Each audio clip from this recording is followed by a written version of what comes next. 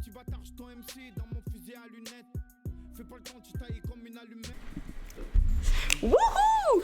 Et bienvenue à tous, bon retour sur le P8 Stream. Donc, je me représente, moi c'est Tsarbomba. Sandra. Il y a Sandra à ma gauche et Tam. à ma droite. Aujourd'hui, donc là tout de suite maintenant, on va vous parler des états généraux de la lutte, donc concrètement de ce qui se passe à Paris 8 en ce moment, parce que nous sommes une fac mobilisée, pas entièrement, mais on fait de notre mieux. Bisous aux gens qui partent.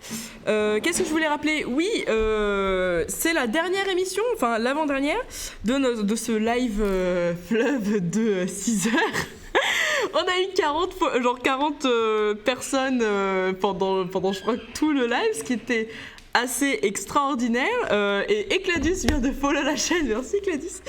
Car avec les doigts, merci d'être là, ça fait super plaisir. Et on a eu plein de follow qui n'ont pas été forcément remarqués parce que les gens n'ont pas les alertes follow sur leur téléphone, ce qui est très mal. Mais du coup, merci à Envrac, Chésy, Van Ganep, Homo Sociologicus 1, Lask 13 Crime, Caféine, Livre Addict, enfin voilà. Merci à vous, on vous a vu, vous êtes les best, cœur avec les doigts. Donc du coup, pour cette dernière émission, on va parler de l'état de la lutte à Paris 8, parce que c'est de là qu'on stream, au cas où vous ne l'avez pas remarqué, P8 Stream, c'est une petite rêve. Ouais. Oh, voilà, dans notre décor de blocage de salle.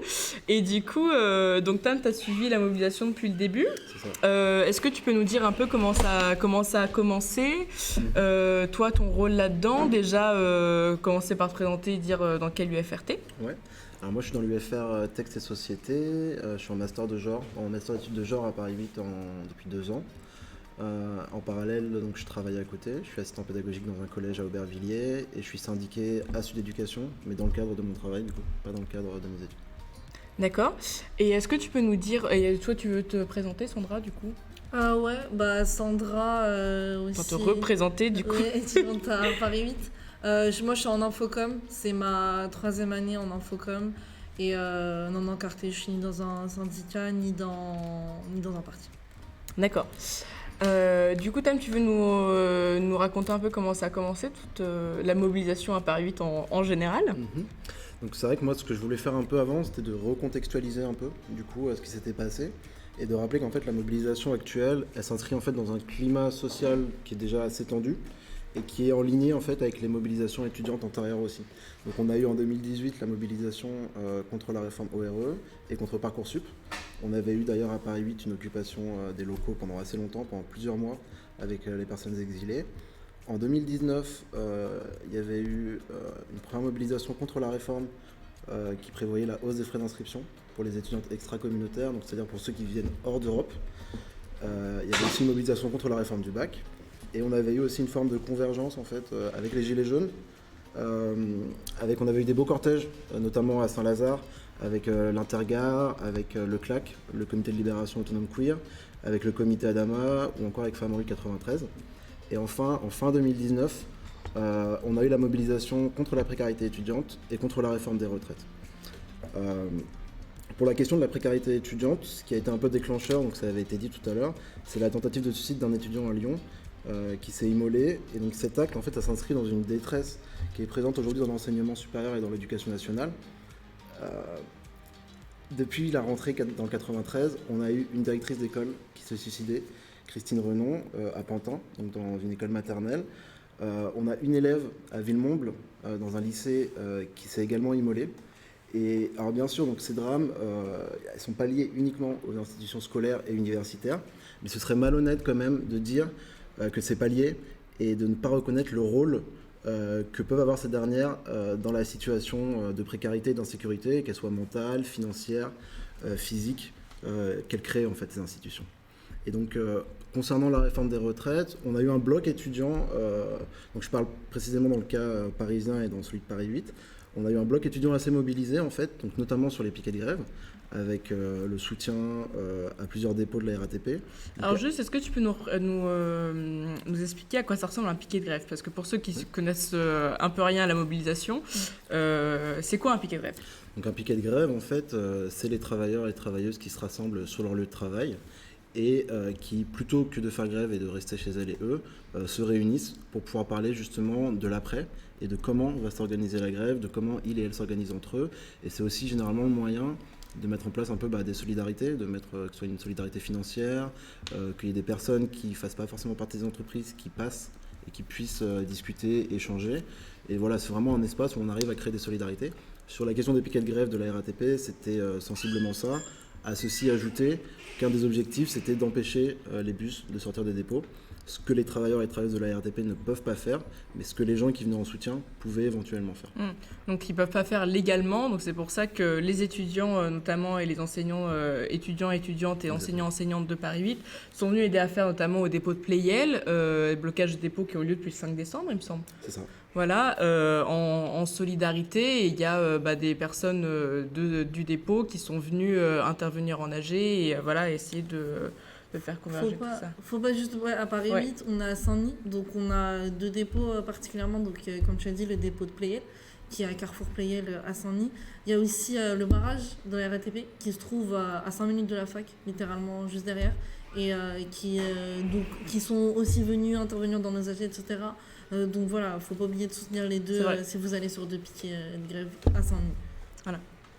Donc du coup, pour ma part, je considère vraiment que le mouvement qui est en ce moment contre la LPPR, c'est un mouvement qui s'inscrit justement dans ces questions précédentes et dans ces mobilisations précédentes, et que ça se construit en fait dans une forme de continuité.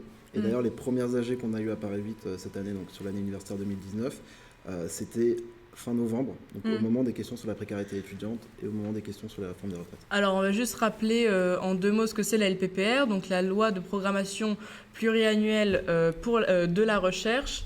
C'est une loi qui vise à introduire la compétitivité à tous les niveaux dans l'université, donc entre les universités, entre les enseignants-enseignantes.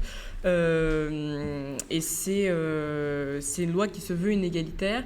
Et c'est la loi contre laquelle on se bat aujourd'hui, enfin une des lois contre lesquelles on se bat aujourd'hui, et qui est un facteur de mobilisation dans les universités aujourd'hui. Sinon, du coup, on va faire un petit point sur la mobilisation, sur tout ce qui se passe à Paris 8, sur comment on se mobilise, quels moyens d'action on a choisi collectivement, où on en est dans notre degré de lutte aussi, et revenir sur tous ces détails-là que construire une mobilisation, c'est un travail qui est long, qui se fait... qui est fatigant pour ceux et celles qui le portent.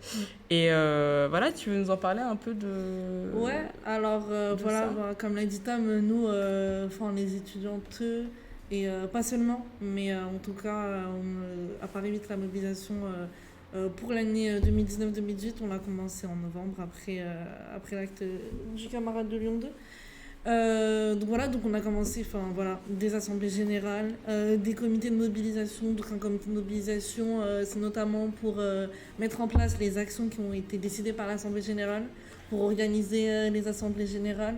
Est-ce que tu peux nous dire un peu comment ça se passe une AG pour les personnes qui n'ont jamais assisté à une AG? C'est assez impressionnant comme exercice. Une AG, c'est une assemblée générale. C'est vrai que ne pas être allé, ça nous semble totalement évident, mais du coup, qu'est-ce que c'est une AG? Quand on dit AG à midi, on ne sait pas trop qu'est-ce que les gens disent. Une AG, c'est une assemblée générale.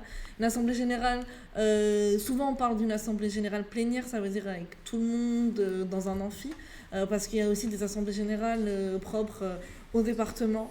À des UFR. Il y a aussi une assemblée générale en non-mixité de genre, c'est-à-dire sans hommes cis, donc une assemblée générale féministe qui est organisée chaque semaine aussi à Paris 8 pour des questions de sexisme, harcèlement, agression, etc. Ça, on en reparlera plus tard, mais en tout cas, une assemblée générale, on va prendre le cas d'une assemblée générale à Paris 8. Donc, rendez-vous dans un amphi. Souvent, c'est l'amphi B1, dans le bâtiment B1. On a donc tout le monde qui vient dans l'amphi. Il y a une tribune qui est mise en place, une tribune qui est constituée de plusieurs personnes. Ça veut dire une personne qui va faire la modération de l'Assemblée générale. Ça veut dire qui va récapituler les points, dire qu'est-ce qu'il y a à l'ordre du jour. Donc par exemple, on va faire un point revendication, un point action, etc. Il y a une personne qui va prendre les tours de parole. Parce qu'on va faire plusieurs points, par exemple, on va faire un point revendication et on va laisser le temps aux personnes de prendre la parole et d'intervenir et de dire voilà, moi je pense que comme revendication on devrait faire ça, etc. En temps de parole, parce que nager, ça dure 3 heures, et encore, des fois plus. Donc il faut délimiter les temps de parole pour que à peu près tout le monde puisse intervenir et que ça soit concis. Ce qui a été mis en place récemment, notamment grâce à la génomiste féministe de Paris, c'est une personne qui est référente de cet AG féministe, qui est là pour lire un protocole féministe qui a été mis en place. Donc ce protocole, il est là pour essayer d'avoir un cadre plus safe. Donc pour rappeler, parce que c'est vrai qu'une AG c'est quand même beaucoup de gens dans un amphi, voilà. Le but c'est que la parole puisse être libre et Exactement. que tout le monde puisse intervenir et surtout se sente à l'aise d'intervenir.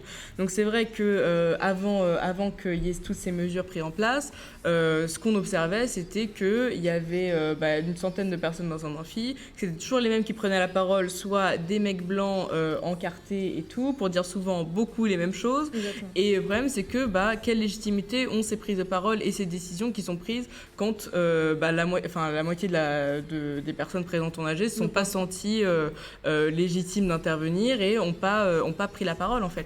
Donc, c'est vraiment l'importance de ces protocoles-là. C'est de permettre aux personnes racisées, aux femmes, de pouvoir prendre la parole, parce que comme tu l'as dit, voilà, c'est toujours des mecs cis hétéros blancs qui sont déjà habitués à prendre la parole en public, mais en plus encartés, ça veut dire que c'est des personnes organisées, qui savent c'est quoi prendre la parole devant une assemblée générale, qui savent c'est quoi tenir un discours politique, et aussi c'est aussi cette personne-là qui se trouve qui vient de la génomiste, elle est à la tribune pour opérer des comportements oppressifs.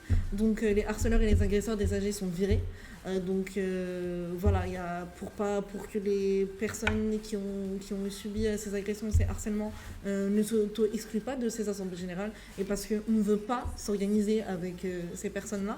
Et aussi, s'il y a des comportements oppressifs, donc voilà, non seulement c'est les mêmes personnes qui parlent, mais aussi il y a des comportements oppressifs qu'il peut y avoir dans un discours, que ce soit raciste, homophobe, lesbophobe, transphobe, validiste, psychophobe, etc.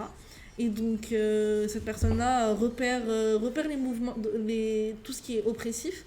Donc ça, c'est un truc spécifique à Paris pour le moment. Je ne crois pas que d'autres facs l'aient fait. Ouais, et c'est bien dommage que ça ne soit pas répandu dans les autres facs. Le protocole, en tout cas, est sur les réseaux sociaux pour encourager les autres facs à le reprendre et pour qu'on essaie... On ne dit pas que nos AG seront safe, mais on dit que... On fait de notre mieux au moins. On essaye au moins qu'il y ait ça. Ouais. Parce que c'est vrai que moi j'ai une amie qui est à Sciences Po Paris. Et du coup, ils sont réunis en AG pour la première fois où ils sont mis en grève. Donc, c'est vraiment un truc un peu historique depuis mai 68. Mais bon, ils n'ont pas arrêté les cours. Faut aller graduellement aussi. Et c'est vrai qu'elle me disait qu'ils sont organisés en AG où ils n'avaient pas du tout de réflexion sur ce genre de questions-là. Qui a pris la parole? Des profs blancs, mecs, qui avaient un discours ultra construit et tout. Et c'était toujours les mêmes, quoi. Et qui partaient dans des tirades interminables pour dire et redire les mêmes choses. Et personne ne se sentait, parce qu'on n'avait pas mis une autorité en place pour dire, en fait, non, on t'arrête tout de suite, mon gars. Ce que tu dis, on s'en fout. Personne n'ose te le dire, mais on va te le dire. C'est ça. Et du coup, et faire en sorte que tout le monde puisse se sentir légitime à parler. Et ça, c'est super agréable en tant que...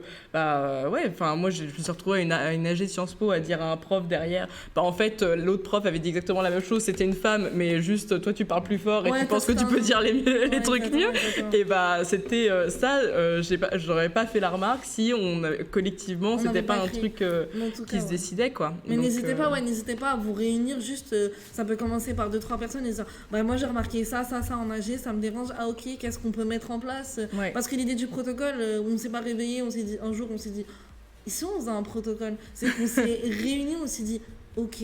Et surtout, on a identifié les problèmes déjà. Ok, moi je pense qu'on pourrait faire ça. En fait, c'est une discussion collective qui finalement mène à ça. Et je pense que, pour ajouter un point sur ça, c'est qu'effectivement, le fait d'avoir aussi plein d'AG, c'est-à-dire déjà des AG plénières avec tout le monde, des AG en non-mixité, que ce soit des AG en non-mixité de genre, de race, parce qu'il y a eu des réunions aussi en ce moment dans la mobilisation. Mais pas que. Mais aussi, tu as eu des étudiants étrangers qui ont fait des réunions entre eux. Tu as des fois des réunions sans professeur aussi.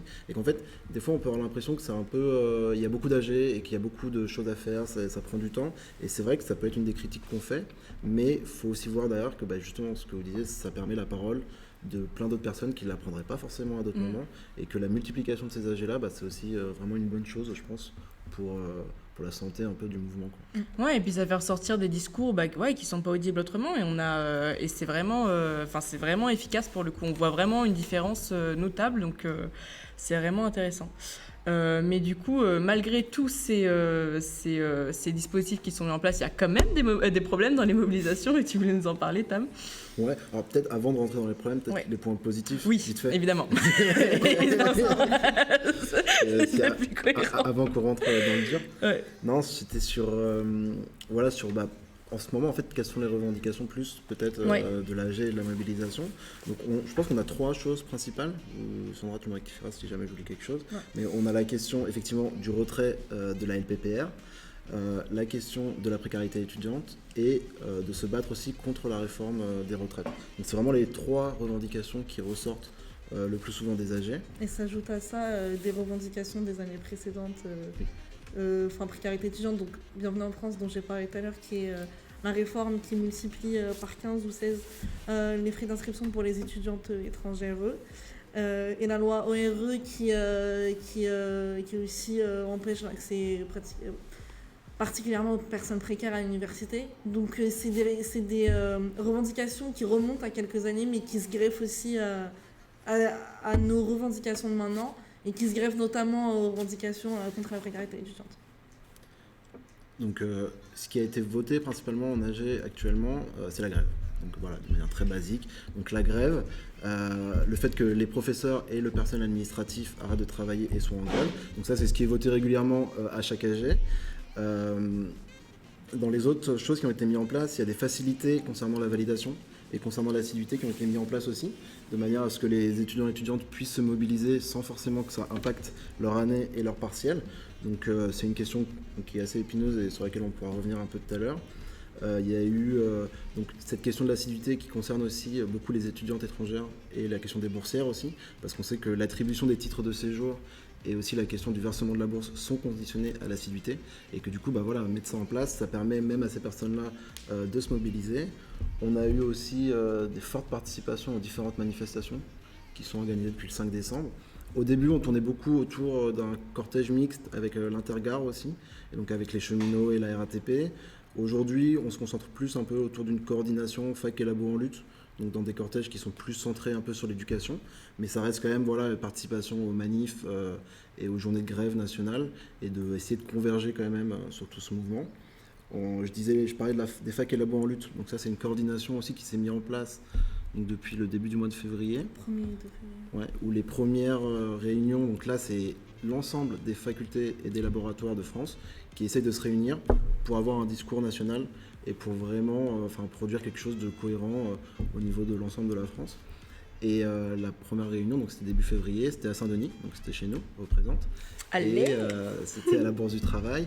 Et les prochaines auront lieu les 6 et 7 mars, donc après le 5 mars, qui est un peu une date butoir qui va arriver là. Qui a été votée à ce moment-là. Dont on pourra parler dans les perspectives un petit peu plus tard.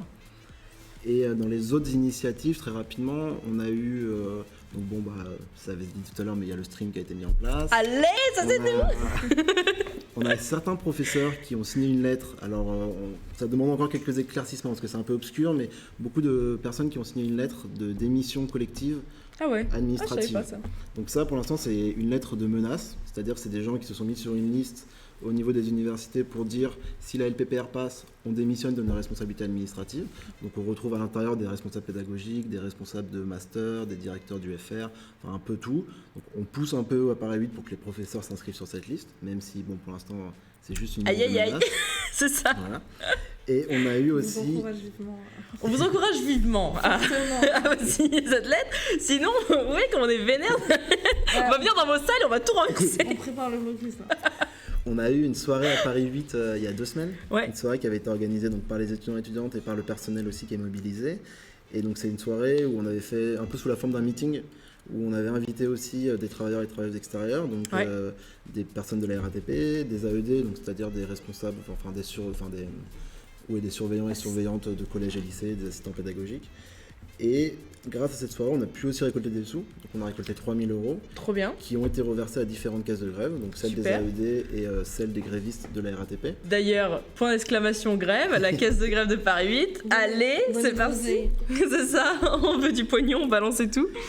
Et ensuite, dans les autres choses qui sont mises en place, donc effectivement, on a un piquet de grève. Donc un piquet de grève qui est présent tous les jours à l'université dès 8h du matin, où ça permet en fait de se renseigner, et puis de rencontrer toutes les personnes qui sont mobilisées actuellement, et de diffuser l'information sur la lutte qui est en cours en ce moment. Et enfin, peut-être, un sujet qui va être un peu, dont on va discuter, je pense, qui est un peu épineux, c'est la question des cours alternatifs. C'est-à-dire qu'on a des professeurs qui se sont mis en grève et qui, à la place de leurs cours normaux, proposent des ateliers ou des cours qui seraient alternatifs et qui, du coup, permettraient un peu de, de court-circuiter la tenue normale des cours en proposant des sujets qui soient un peu différents, qui soient liés à l'histoire des luttes, qui soient liés à la mobilisation en cours. Donc on a ça aussi qui se met en place tout doucement, mais auquel on pourra, en tout cas je sais qu'on est beaucoup à apporter quelques critiques sur ça. Oui, voilà, donc il y a ça qui est mis en place. Il y a, on l'a dit tout à l'heure et on le redit maintenant, il y a plein de trucs qui se passent à la fac, il y a plein d'ateliers, il y a plein d'AG, donc voilà, en non-mixité, donc il y a plein de petits groupes qui sortent, etc. Il y a l'université ouverte, donc plein d'ateliers, plein de séminaires. Et donc, ce qui a été créé aussi, c'est un comité de planning. Parce qu'on doit centraliser les informations. En fait, il y a trop de trucs qui passent, trop d'événements. Donc, on doit se concentrer sur ça. Donc, qu'est-ce qu'on a fait, c'est qu'il y a un comité de planning qui a été créé. Et ce qui a été décidé, c'est de sortir au fait un programme. Un programme qui est... je sais pas si on l'a là, bon, je sais pas, il est où. Mais il y a un programme qui a été On peut le mis- retrouver sur le site, non? On peut le retrouver sur certains sites de la fac. Ouais. On peut le retrouver sur les différents réseaux sociaux, donc Facebook, Twitter et Instagram. On peut le retrouver au piquet au format papier. Donc c'est un programme avec ce qui se passe à la fac, avec un agenda, avec toutes les AG. En tout cas, on essaye de centraliser au mieux les ateliers, les diffusions de films, par exemple. Il y a plusieurs films qui ont été diffusés, par exemple Les Mains Invisibles, sur la grève, sur les grévistes de Honnête, je crois, c'est ça. Oui. Il y a plein de choses qui se passent à la fac, donc vraiment ce programme-là, il est là pour centraliser ces informations. Donc vous pouvez le retrouver sur les sites, sur les réseaux, au piquet de grève, qui a rené de ses cendres. Qui a renaquis après le week-end. Voilà, on essaye de l'imprimer au moins 2 fois par semaine s'il y a des mises à jour à faire. Mais en tout cas, utilisez-le. Il est vachement utile parce qu'il y a plein de choses qui se passent. Et surtout, venez à la fac en fait, même si vous n'êtes pas étudiant, même si. Ouais, justement, ça s'appelle justement université ouverte. Le seul aspect positif à ça, c'est que tout le monde est bienvenu. Il y a des. Je pense qu'on a des points de vue qui divergent sur l'aspect de l'université ouverte et tout, mais je veux dire, en tout cas, il y a plein de trucs qui se passent, donc venez, checker les trucs sur les sites.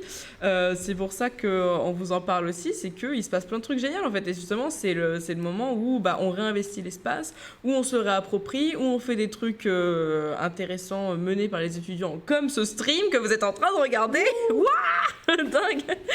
Mais du coup, donc tu veux nous parler des problèmes que ça pose? Ouais. Dans les problèmes que ça pose, peut-être que je peux te laisser commencer, Sandra. Non, parce que tu parlais du piquet de grève en fait, et peut-être parler de la question du rapport avec la présidence. Alors, aïe aïe aïe. Hashtag compliqué.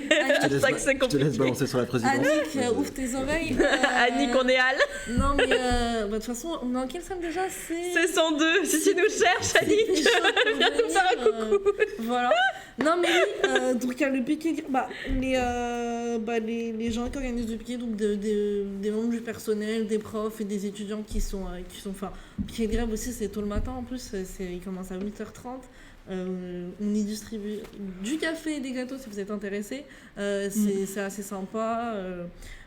Le truc, c'est qu'un piquet de grève, comme l'a expliqué Tam avant, c'est on fait grève, mais on reste pas chez soi. On vient, on parle entre nous, on voit les stratégies, on essaye de convaincre d'autres collègues qui sont pas forcément engagés. et qui sont pas forcément en grève. Et pour le coup, pour les piquets de la RATP, c'est des piquets bloquants en fait. C'est qu'aussi les piquets sont là pour empêcher les bus de rentrer et de sortir. C'est d'essayer de convaincre les collègues qui sont pas en grève de faire grève, etc. Pour le coup, nous, c'est pas ça notre piquet. Notre piquet, c'est vraiment un piquet d'information. C'est vraiment un piquet où on peut se retrouver. Un piquet convivial, somme toute. Exactement. Si on vient à la fac, on sait qu'on peut aller au piquet pour discuter, boire du café, etc. Mais donc là, va venir un peu nos oppositions. C'est qu'au fait, on sait que lundi, quand les personnes du piquet sont arrivées, il n'y avait plus rien. Le piquet a disparu mystérieusement. Donc ça veut dire tous les tracts, toutes les banderoles, toutes les affiches, l'agenda, enfin il y a un gros agenda à l'entrée de la fac sur le piquet qui récapitule un peu tout ce qui se passe à la fac. Tout a disparu. D'ailleurs, on les recherche. Merci la présidence de nous les rendre. C'est ça. Hashtag Annick, où est le piquet Hashtag rends le piquet. Rends l'argent et rends le piquet. Parce que là, c'est qu'aussi ça a disparu. C'est qu'on on se doute très fortement que c'est la présidence qui l'a enlevé. Mais donc, d'ailleurs, les poubelles de la fac ont été faites. Ils n'ont pas été jetés. Donc, ils sont gardés peut-être précisément dans son bureau. Dans un local. Mais ils n'avaient pas dit que c'était dans un local où ils avaient changé de local. Non, c'est vrai. Non, ça, c'était une. Il y a un local dont le a été changé, mais c'est pas par la présidence. Moi, j'y ai trop cru. Non, c'était pas ça. Non, mais ils ont juste tout pris. Je sais pas, peut-être qu'elle les a emmenés chez elle, j'en sais rien, mais. En tout cas, après, la question se pose, c'est qu'on fait un piquet de grève qui est pas bloquant, mais on essaye de se dire qu'on se réapproprie nos lieux de lutte et nos lieux de travail. Ouais. Mais est-ce que c'est vraiment le cas avec ce piquet ? Parce que on voit que là, la présidence, un jour, elle a voulu enlever le piquet, elle l'a enlevé. Après, plein de gens se sont déterrés à refaire des affiches, etc. et à le remettre en place. Mais je veux dire, si elle veut l'enlever, elle l'enlève. Et là, ça pose la question de l'organisation. On se positionne comment ? On sait très bien qu'on a une présidence qui n'est pas avec nous. On sait très bien qu'il y a une présidence qui non seulement n'est pas avec nous, mais contre nous. Et donc, est-ce qu'il ne faudra pas peut-être avoir des modes d'action plus radicaux et de vraiment se réapproprier nos lieux qui vont devenir nos lieux de lutte, mais qui sont nos lieux de travail et nos lieux d'études. Et donc faire un piquet sympa avec du café, etc. Mais aussi que ça soit plus radical, peut-être... moi, je propose pas forcément un blocus de la fac, mais en tout cas, un vrai piquet... mais parce que là, c'est un piquet qui est assez sympa, mais qui peut bouger en 2 secondes, quoi. On l'a vu, ça a été fait. C'est un piquet assez mobile, finalement. Pas très piqué, pas très planté, c'est ça. Et toi, tu voulais rajouter sur... on va rentrer dans le vif du sujet des problèmes, ou comment ça? Allez, on va chercher la merde ce soir, c'est parti. Hashtag, on cherche la merde. Avant de commencer à tacler directement les professeurs, peut-être aussi avoir juste un retour sur notre mobilisation à nous aussi en tant qu'étudiants et étudiantes.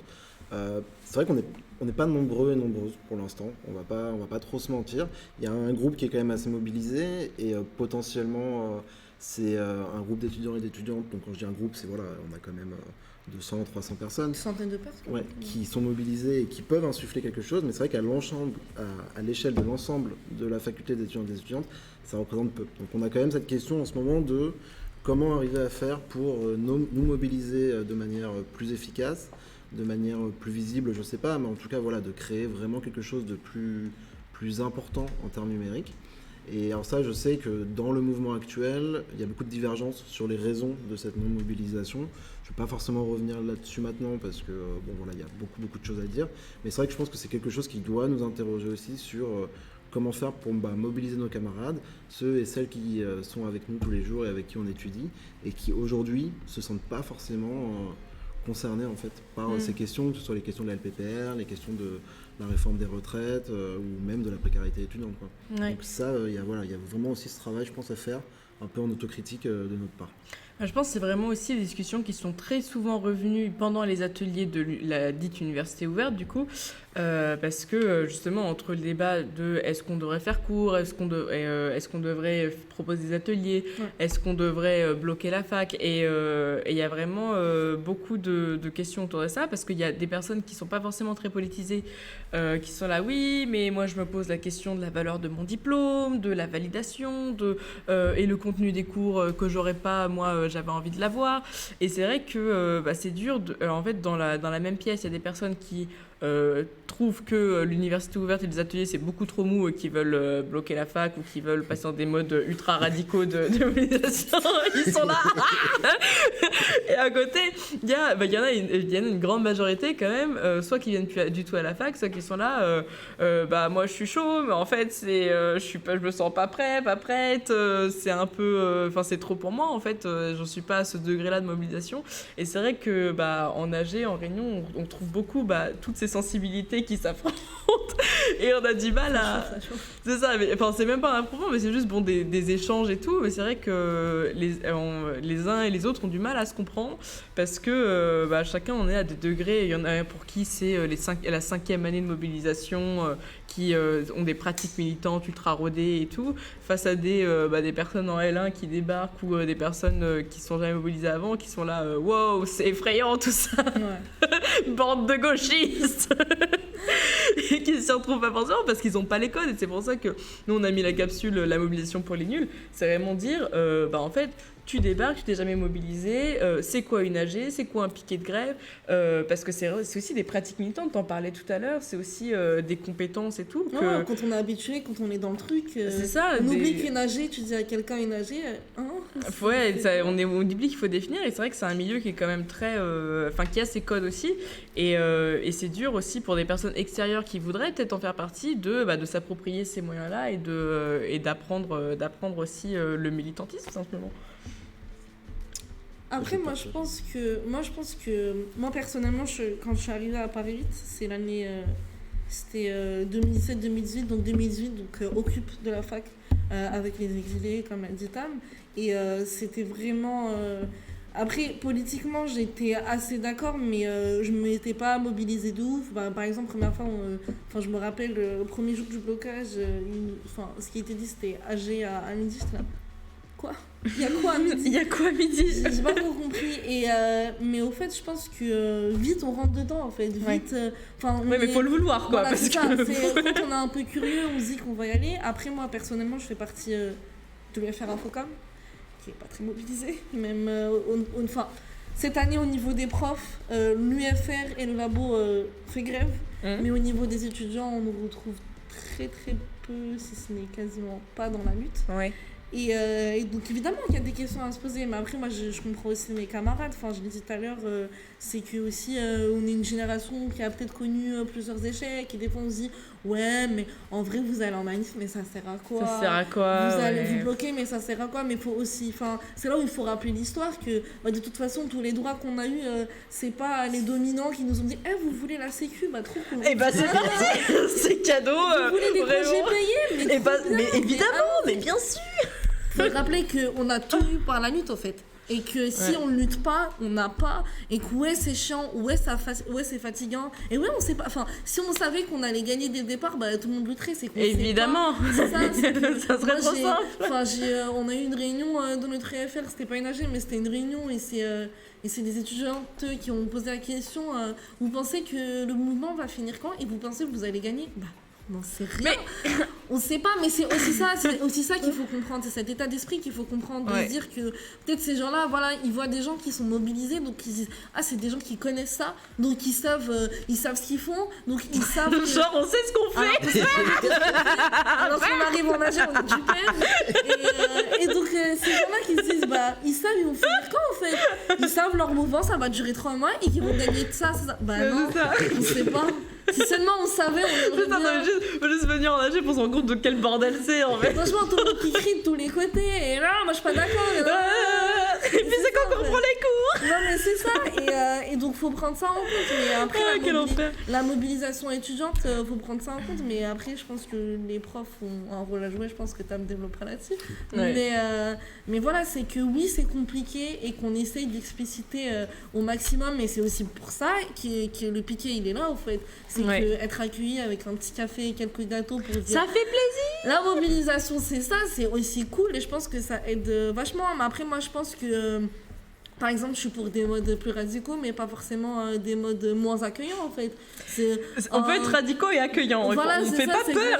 Exactement, en fait. C'est que moi, je sais très bien que quand j'étais à l'Occup en 2018, la fac était bloquée, mais la fac n'était pas fermée. Et la fac, au fait, on faisait des AG, des centaines et des centaines de personnes. Je pense qu'on a déjà fait des AG de 800 à P8.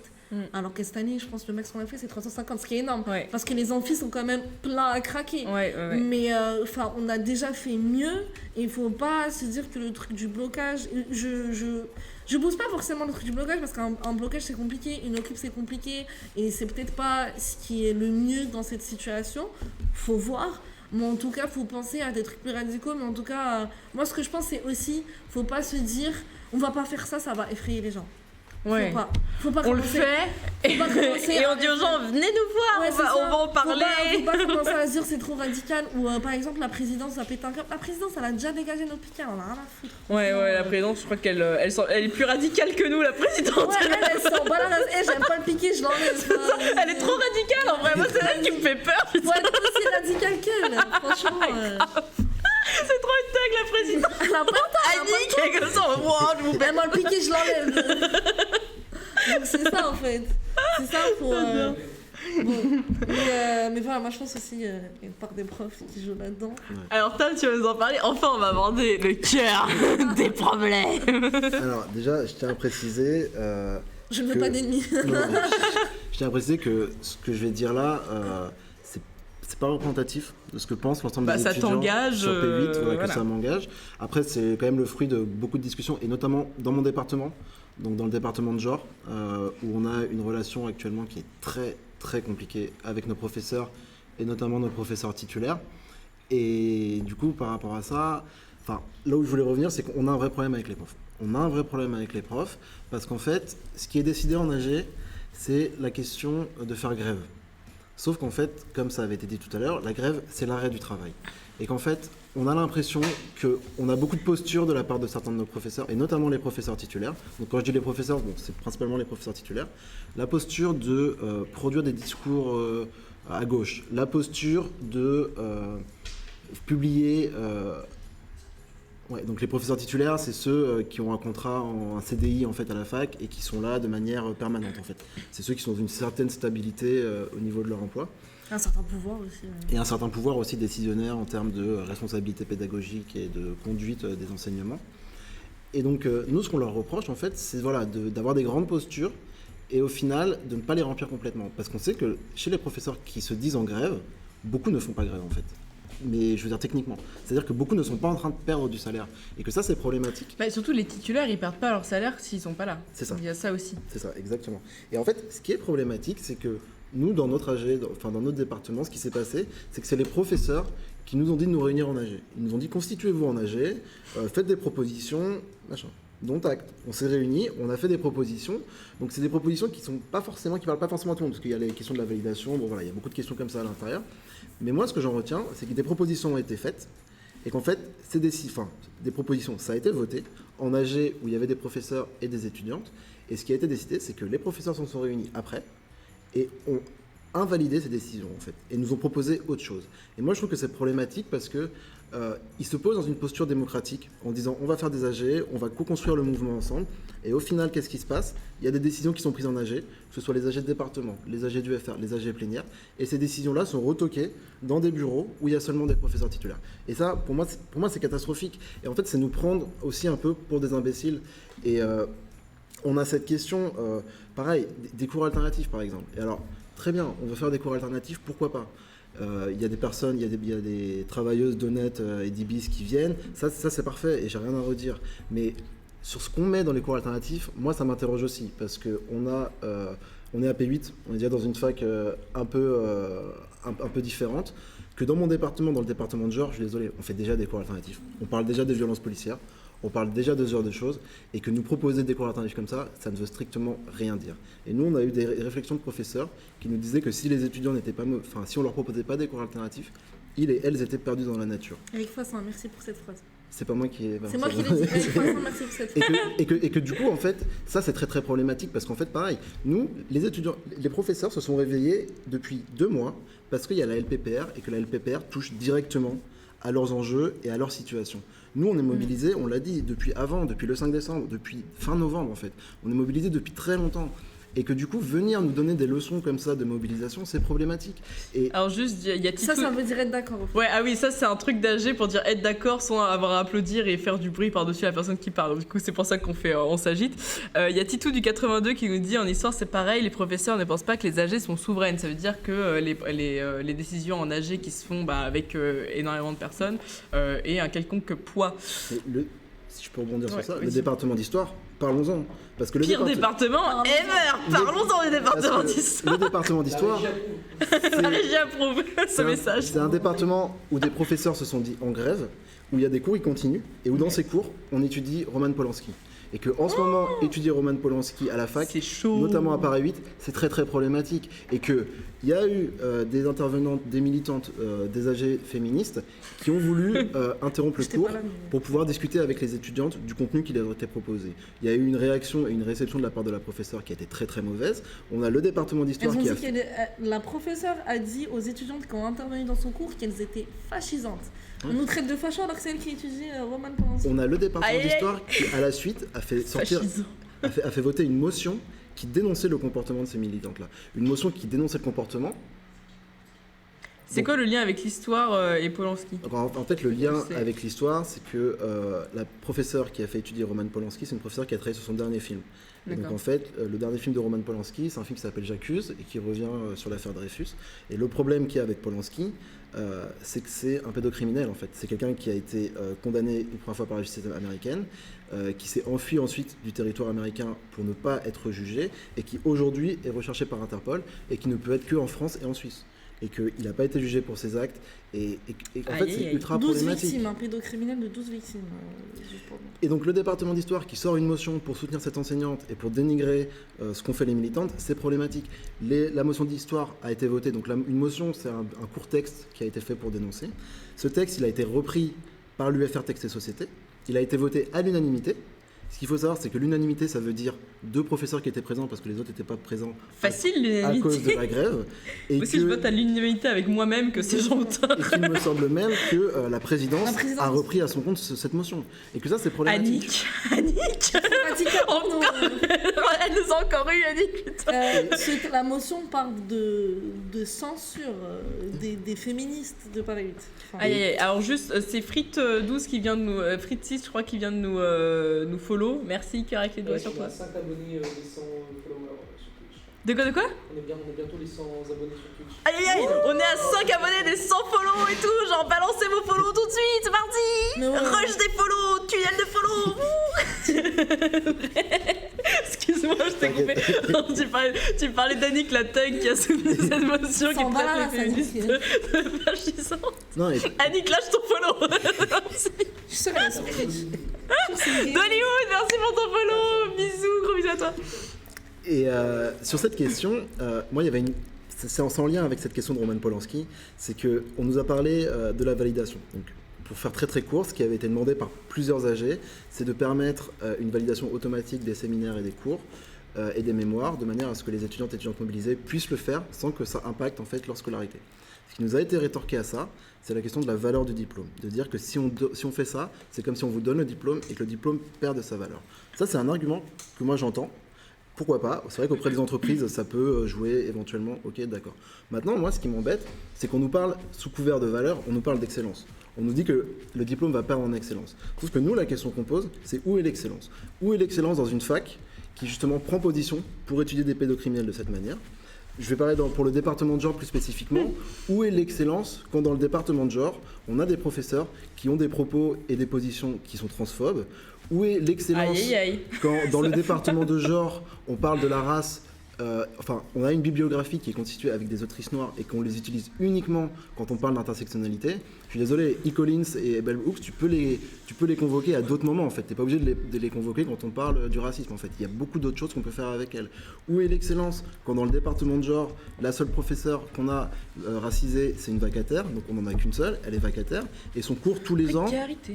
Et son cours, tous les ans, il est remis en question. En fait, tous les ans, on ne sait pas s'il va continuer. Et ce cours-là, il est suivi principalement par des personnes racisées qui, à chaque fois, vantent justement la qualité de ce cours-là.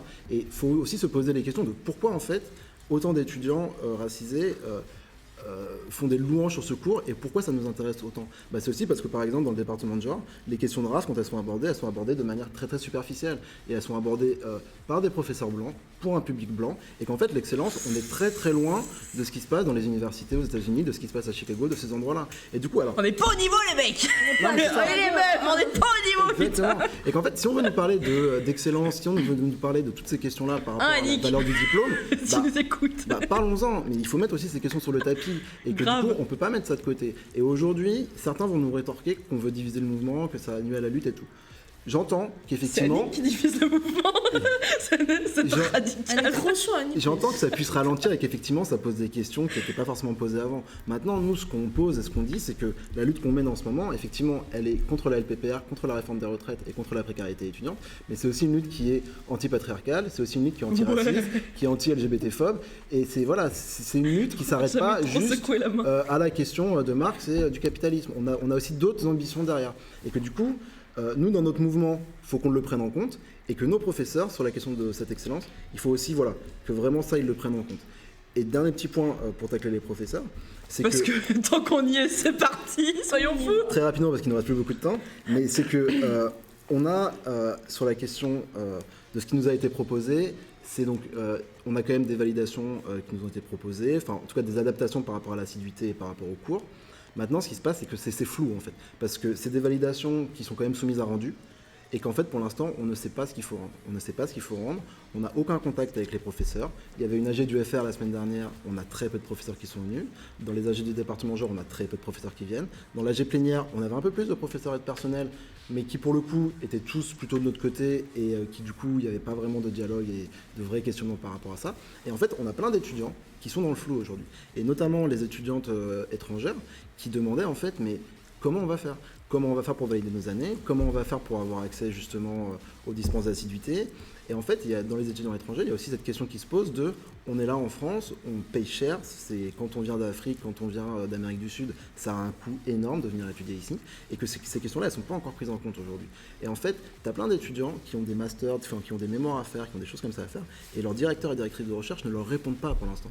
Et ça, c'est problématique en fait. Si on veut co-construire le mouvement, il faut vraiment que les professeurs se bougent et fassent du dialogue et entrent en communication avec les étudiants et étudiantes en fait, parce que sinon, on reste juste dans un flou, et effectivement, tout le monde est perdu, on ne sait pas qu'est-ce qu'il faut faire, qu'est-ce qu'il faut rendre, qu'est-ce qu'il ne faut pas rendre.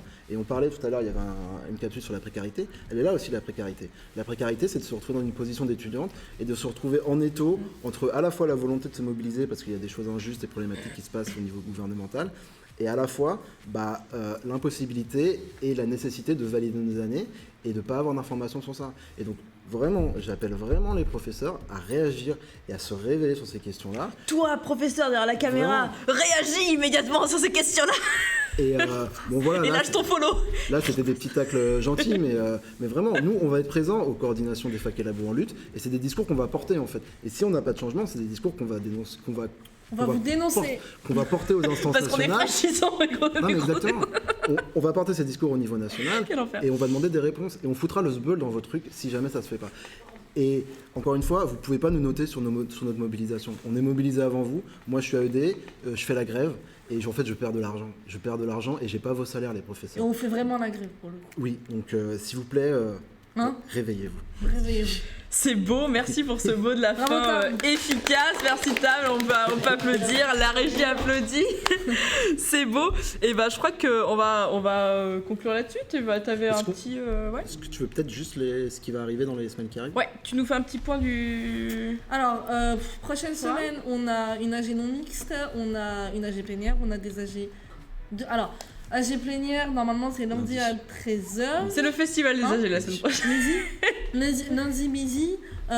Ensuite, il y a une AG du FR Texte et Société qui est à 18h30 pour permettre aux étudiantes salariées de venir en AG, parce qu'il ne faut pas les oublier. Il y a une AG des personnels qui est prévue mardi à midi, je crois, ou à 13h.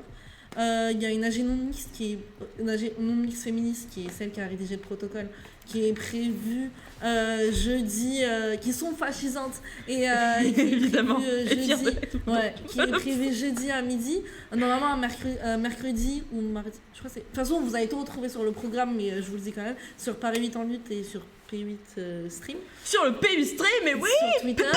P8 Stream. Et donc normalement, il y a des travailleuses d'Honnête, d'Ibis, Batignolles, de la RATP et de la SNCF qui viennent parler.